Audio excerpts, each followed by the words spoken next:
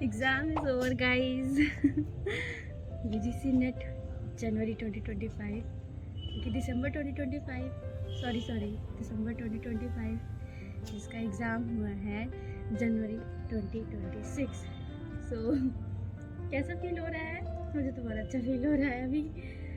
तो video start करें।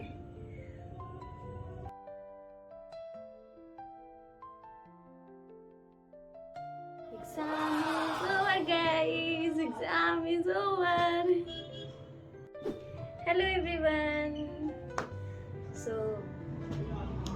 my study handle name is Study with Jigyasa, and I am Akil Soni. और I am preparing for UGC NET, and my paper 2 is history. तो इतना मेरा introduction हो गया। जो लोग मुझे पहली बार देख रहे हैं उनके लिए कि मैं हिस्ट्री से UGC नेट की तैयारी कर रही हूँ। और इस बार मैंने अभी ये 5 तारीख को, आज आई थिंक 7 है, तो अभी 5 जनवरी 2026 को मैंने दिसंबर 2025 का एग्ज़ाम दिया है। और मैं इस वीडियो में बताने आई हूँ कि मैंने क्या एक्सपीरियंस किया, मेरा एग्ज़ाम कैसे गया, एंड मतलब मेरा क्या रिव्यू है टोटल एग्ज़ाम के ऊपर, और व्हाट टू डू नेक्स्ट। सो जैसे कि बात करते हैं कि exam is over, guys, and I am so happy. वो खुशी मेरे चेहरे पर दिख रही होगी। लिटरली अब मैं सो पा रही हूँ अच्छे से। सो अब जैसे बात आती है कि मेरा अटेम्प्ट इस बार का मैंने लिख रखा है। देखो, मैं भूल जाती हूँ, तो इस वजह से मैं लिख कर रखती हूँ चीज़ों को। तो अभी जैसे मुझे ये बताना है कि मेरा अटेम्प्ट कैसा रहा। तो पिछले 2 बार से ये मेरा 3rd अटेम्प्ट है।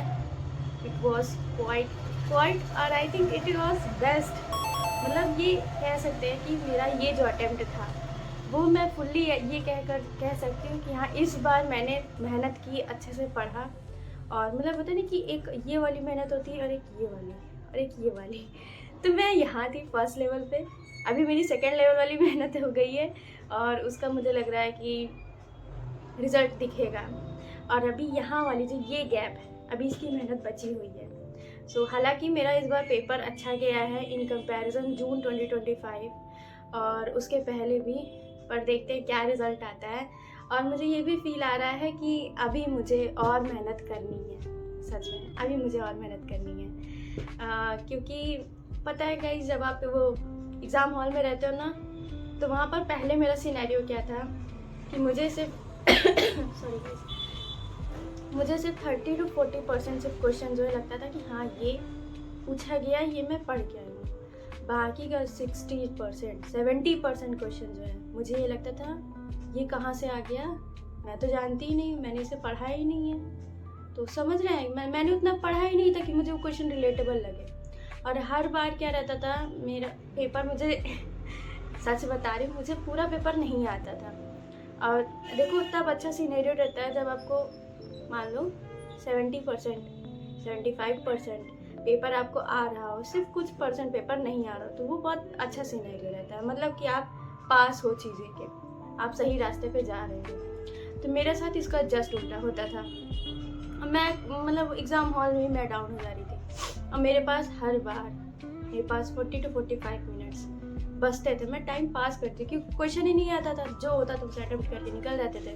बट दिस टाइम मेरे पास 30 मिनट थे और 50 क्वेश्चन थे। मुझे लग रहा था मेरा पेपर छूट जाएगा। मेरा पेपर सच में कुछ क्वेश्चंस पूरा पेपर नहीं अटेम्प्ट कर पाऊंगी। बट मैंने उस टाइम अपने आप को काम डाउन किया और मैंने पूरा पेपर अटेम्प्ट किया। हाँ, ये है, कह सकते हैं कि 7 to 8 और क्लियरली बोले तो जहाँ तक है 10 क्वेश्चन जो है मैंने बस टिक किया निकला, क्योंकि मेरे पास टाइम नहीं था कि मैं उस चीज़ को सोचूं तुरंत। और मतलब सोचने का टाइम नहीं था। और मुझे पता था अगर 5 मिनट पर क्वेश्चन पे मैं दे देती तो ये था कि शायद मेरा कुछ क्वेश्चंस का आंसर आ जाता। मान लीजिए 10 क्वेश्चन थे तो उसमें से 5 या 6 क्वेश्चन मेरे हो जाते। But due to lack of time मुझे वो क्वेश्चन बस टिक करके मैं आगे बढ़ गई। जो मेरी पहली इंट्यूशन जो आई, मैंने वही टैप किया, वही ऑप्शन क्लिक किया और मैं आगे बढ़ गई। और इस बार का अगर क्वेश्चन पेपर बोले बहुत अच्छा था, मतलब बहुत अच्छा था। मैं कितनी बार बोलूँगी बहुत अच्छा था। हाँ, सो क्वेश्चन का लेवल बहुत अच्छा था। जैसे उसमें क्वेश्चन आया था कि इंडस वैली सिविलाइजेशन मतलब अर्बन जो सिविलाइजेशन उसका टाइम पीरियड क्या है। हालांकि इसमें मुझे कन्फ्यूज़न है क्योंकि मैंने ये चीज़ देखा ही नहीं था, उस वक्त टाइम भी नहीं बचा था कि मैं उस पर दे पाऊँ टाइम। तो मुझे जो समझ में आया मैंने वो क्लिक कर दिया, बट मुझे पता नहीं क्यों डीप डाउन लग रहा है कि ये आंसर मेरा गलत है। और बहुत से क्वेश्चन आए थे, जैसे एक क्वेश्चन आया था कि पहली बार आतिशबाजी कब हुई थी, तो इसमें भी डाउट है। ये सारे क्वेश्चंस देख के मुझे एग्ज़ाम हॉल में ही हंसी आ रही थी कि ये क्या है, ये हुआ है, ये सच में पढ़ा गया है, पढ़ना है ऐसे। और एक क्वेश्चन आया था जिसमें ये था कि राइटर्स दिए थे और उनको बीमारी दी गई थी कि किसको वो कालरा था, और इसी तरह 2-3 चीज़ थी। तो ये भी मैंने ऐसे ही क्लिक कर दिया। बट हाँ गाइस, अगर पेपर फर्स्ट की बात करें, paper first was very good, बहुत अच्छा पेपर आया था। उसमें मैं जो है मेरी मैथ्स काफ़ी वीक है, तो मैं DI के पोर्शन में कभी नहीं करके जाती। हाँ, बट मेरा ये थोड़ा सा है कॉमन सेंस के बेसिस पे एवरेज ऐसे ही निकालें, फार्मूला मुझे नहीं आता और ना ही मैं उसमें जाती क्योंकि मुझे पता है वो बहुत टाइम टेकिंग है और मेरी मैथ बहुत डाउन है। तो मैं अपनी स्ट्रेंथ पर फोकस करती हूँ, उसको और कितना अच्छा बेटर कर सके, तो मैं DI पे नहीं जाती। बट दिस टाइम मैं मेरे DI भी मुझे लग रहा है कि दो DI मेरे सही होंगे। रीजनिंग की बात की जाए तो रीजनिंग बहुत अच्छा आया था। उसमें मतलब इतना सिंपल रीजनिंग मैंने नहीं एक्सपेक्ट किया था, मैं उसमें टफ कॉन्सेप्ट लगा रही थी। But the time I realise कि oh this is the way, ऐसे करना है, तो मैं बहुत खुश हुई। मैंने तुरंत ऐसे किया, बस हो गया, बस मैंने टिक करके मैं आ गई। और बाकी हाँ, जो एक NTA का सबसे फेवरेट है, कुकी वाला टॉपिक है, वो है SDG MDG। बट उसका लेवल इस बार काफ़ी हाई था। SDG MDG में इस बार जो है आई थिंक 5, 10, 15, 17 ऐसे दिया था। 17 गोल्स होते हैं ना SDG में, तो दिया था और एक ही लाइन में पूछ लिया था कि कौन सा इंफ्रास्ट्रक्चर के लिए है, कौन सा प्रोटेक्शन के लिए है। ऐसे 3-4 मतलब बोला था कि साथ में चुनो, ऑप्शन दे रखा था कि 5, 10, 15 और इसमें फिर उसके बाद दिया था AD ABC ऐसे ऑप्शन दिया था। ये लेवल इस बार SDG MDG का हाई हुआ है। रिसर्च एप्टीट्यूड की बात करें तो स्टैंडर्ड डेविएशन का क्वेश्चन आया था, जो मैं कुछ दिन पहले ही पढ़ कर गई थी और मुझे मतलब कुछ दिन पहले ही मैंने पढ़ा था। मुझे लगा था कि अगर आता है तो कम से कम ये तो नहीं रहेगा कि मैं नहीं कर पाई, क्योंकि मैं 2 बार से उस तरह के क्वेश्चन छोड़ कर आ रही थी। बट जैसे ही मैंने उसका कॉन्सेप्ट पढ़ा तो मुझे लगा oh this is the concept, ऐसे होता है। और जब मैं वहाँ गई, एग्ज़ाम हॉल में गई, मैंने सेम क्वेश्चन देखा तो मेरा दिल वहाँ पे बल्ले बल्ले कर रहा था, होए आ गया। बट उस वक्त मैं नाच नहीं सकती थी, ये था। और क्या रह गया, research comprehension was little bit tough, थोड़ा सा टफ था। उसमें काफ़ी मतलब कि डीप डाउन बिटवीन लाइंस बहुत सोचना था। और तो मुझे लग रहा है सारी चीज़ें हो ही गई। टीचिंग एप्टीट्यूड का एक क्वेश्चन आया था सिंटेक्स फोकस वाला, वो सिंटेक्स मुझे थोड़ा सा कन्फ्यूज़न है। बाकी अब आते हैं पेपर 2 में। तो इस बार जो मेरा पेपर था, जो मेरा सेट था, उसमें मुझे लास्ट में 2 पैसेज मिले थे, क्योंकि बहुत प्यारे पैसेज थे। मुझे मतलब लग रहा था कि अरे इस तरह आता है, इस तरह क्वेश्चन NTA पूछता है जिसमें पैसेज के 2-3 आंसर जो है उसी में मिले। मतलब 5 क्वेश्चन है तो उसमें 2-3 आंसर पैसेज में ही मिल जा रहे थे, बस आपको देखना था। बट अगेन मैंने वो लास्ट में सोचा था, लास्ट में मेरे पास टाइम नहीं था तो मैंने लगाया। बट उसमें से भी 2-3 क्वेश्चन ऐसे थे जो मतलब शायद मे भी मिस कर गई मैं, बट मेरा पेपर अच्छा गया and I am quite satisfied with my answers. हाँ, एक कहीं पर मुझे थोड़ा सा वो है, तो 2 पॉइंट पर। पहला ये कि जो हॉट टॉपिक है, जो हम लोग का रेड जोन रहता है, जैसे ये हर्षवर्धन हो गया, परमार हो गए, काकतीय हो गए, चोल चेर, ये मेरे लिए रेड जोन है। बाकी टीचर्स भी इसको रेड जोन ही कहते हैं क्योंकि इसमें से क्वेश्चन आता है तो बहुत कम बच्चे रहते हैं जो अटेम्प्ट कर पाते हैं। तो उसमें मेरा जो टाइम पीरियड पूछा था उसने फिर भी बहुत ईजी पूछा था। But again history and date मुझे नहीं याद रहती ज़्यादा, मुझे बहुत ज़्यादा करना पड़ता, शायद सभी को करना पड़ता है, जो भी हिस्ट्री स्टूडेंट है उसको बहुत ज़्यादा डेट के लिए एफर्ट मारने पड़ते हैं। तो मेरे से एक वो क्वेश्चन मिस हुआ, मुझे उस पर काफ़ी मतलब उस टाइम बहुत ज़्यादा गिल्ट हो रहा था। और दूसरा क्वेश्चन जो था वो था एक याद आ जा भक्ति और सूफी मूवमेंट में इस बार उसका क्वेश्चन लेवल बहुत हाई था, बहुत ज़्यादा। जैसे अभी तक क्या था कि सारे भक्ति और सूफी वो दे देते, सेंट्स दे देते थे, और उनको जो है हमें क्रोनोलॉजिकली में लगाना रहता था, या फिर उसका ऑर्डर दे देता था कि ये कौन से चिश्ती हैं तो ये कौन से सेक्ट के हैं, ये सरहिंद है तो ये कौन से वो सेक्ट के हैं। But this time NTA was like करके दिखाओ तो जाने मतलब कि उसमें ऐसा दे रखा था, एग्जैक्टली मुझे नहीं याद है, बट हाँ 2 चीज़ मुझे याद है कि वल्लभाचार्य, मीराबाई ऐसे थे। तो वल्लभाचार्य के साथ कोई एक, जैसे मान लीजिए चिश्ती को कर दिया, तब इनका और इनका टाइम पीरियड मिला करके फिर क्रोनोलॉजी में सेट किया। मतलब इस तरह के 2-2 करके 4 को दिए हैं, और उनको साथ में मिलाकर, अगर याद है तो बढ़िया है। तो जैसे मुझे ये याद था कि अब पता नहीं, ये मुझे ये भी नहीं ध्यान कि मैं सही लगा के आई कि नहीं, पर मुझे इतना पता था कि जो वल्लभाचार्य है वो मीराबाई के पहले आए थे, क्योंकि कृष्ण भक्ति का उन्हीं ने स्टार्ट किया था, वृंदावन में भी उन्होंने भेजा था। तो मुझे इतना ध्यान था। अब उसके बाद मैंने उसी के बेसिस पे लगा दिया कि पहले वल्लभाचार्य आए हैं फिर मीराबाई आए हैं, तो साथ में दिए। तो मैं मतलब कॉमन सी चीज़ है कि दोनों का टाइम पीरियड साथ नहीं है, बस उसको क्रोनोलॉजिकली सेट करना था। तो मैंने किया, मुझे जो पहले इंट्यूशन आई मैं उसे क्लिक करके चले आई, क्योंकि बहुत ज़्यादा टाइम वेस्ट नहीं कर पा रही, मतलब नहीं करना चाहिए था, क्योंकि मेरे पास वाकई में बहुत कम टाइम था इस बार। या फिर ये कहें कि इस बार रीजनिंग और मैथ्स भी मैं करके आई, इस वजह से मेरे पास कम टाइम था, क्योंकि मैं रीजनिंग और मैथ्स सॉरी मैथ्स और DI, मतलब मैथ्स के क्वेश्चन, अरे यार क्या बोलेंगे, हाँ रीजनिंग के भी कुछ क्वेश्चन और उसमें के भी, हाँ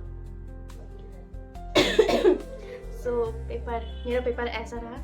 बाकी देखते हैं कितना आ जाता है। वैसे तो OBC की, जैसे मेरा OBC है तो मेरा तो मतलब टीचर जो एक्सपेक्ट कर रहे हैं कट ऑफ, उसमें तो है कि 165 to 170 कट ऑफ जाएगा OBC के लिए, जनरल वाले के लिए 180 to 190।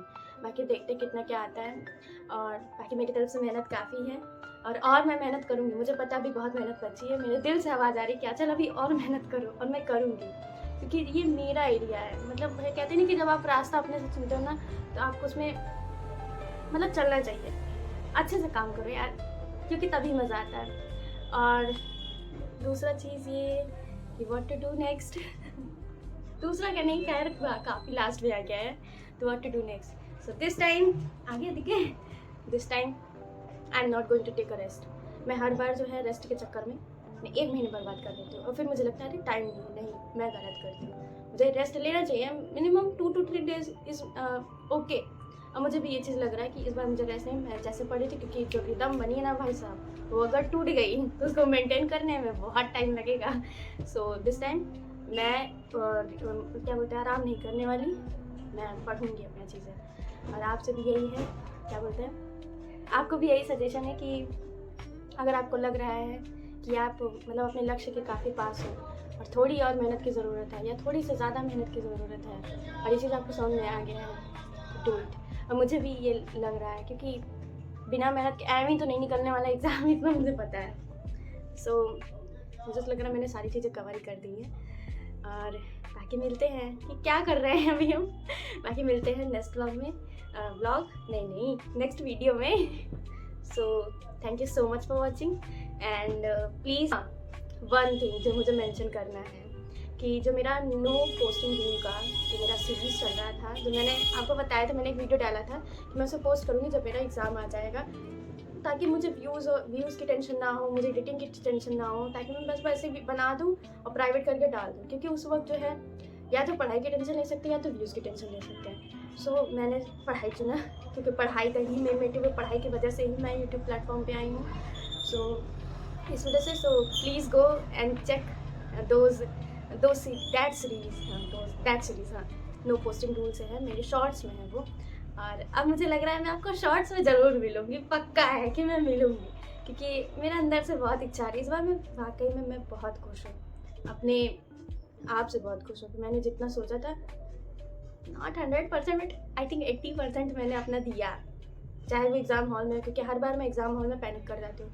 But this time I realize कि मैंने चीज़ों को काफ़ी कामली, बहुत सुकून से फेस किया, एकदम आराम से। तो यही चीज़ मुझे चाहिए था, क्योंकि कुछ चीज़ें ना पैनिक में हम गड़बड़ कर देते हैं, और मेरा पैनिक ना करने की वजह से ही मैंने कुछ क्वेश्चन जो है मेरे सही हुए हैं, वो मुझे यहाँ है। सो वेट करते हैं कि आए रिजल्ट। मैं इस बार क्वेश्चन नहीं चेक करने वाली, मेरी हिम्मत नहीं है। अभी मैं खुश हूँ, मैं नहीं चाहती मैं किसी भी तरह से उदास हूँ। जब रिजल्ट आएगा तो उसी दिन एक दिन की उदासी झेल लेंगे, एक दिन की खुशी वो बढ़ा देंगे, पता नहीं जो भी होगा। पर अभी मुझे डर लग रहा है, इसलिए मैं नहीं चेक कर रही हूँ। अब डायरेक्ट मैं रिजल्ट का वेट करूँगी। बट वेट करने का दो तरीका होता है, या तो पढ़े रह जाना या तो अपना काम करते रह जाना। ऐसे मुझे रियलाइज़ हुआ मेरे कोर में कि मुझे अभी और पढ़ना है, तो मैं वैसे नहीं करती। मैं पढ़ूँगी, वेट करूँगी कि रिजल्ट आए और उसके बाद दोनों मिलेंगे, देखते हैं क्या होता है। ठीक है, thank you so much guys for watching my video. Like share and subscribe my channel and please do comment. And आप भी अपने मतलब इस वीडियो का कमेंट में आप भी अपना एक्सपीरियंस बताइए कि आपको कैसा लगा था, हिस्ट्री का पेपर कैसे आया था, इसका लेवल राइज हुआ, ये लेवल एकदम बड़ा सा प्यारा सा क्वेश्चन पेपर आया था, तो वो चीज़ ज़रूर बताइएगा। और चलिए मिलते हैं नेक्स्ट वीडियो में, बाय बाय।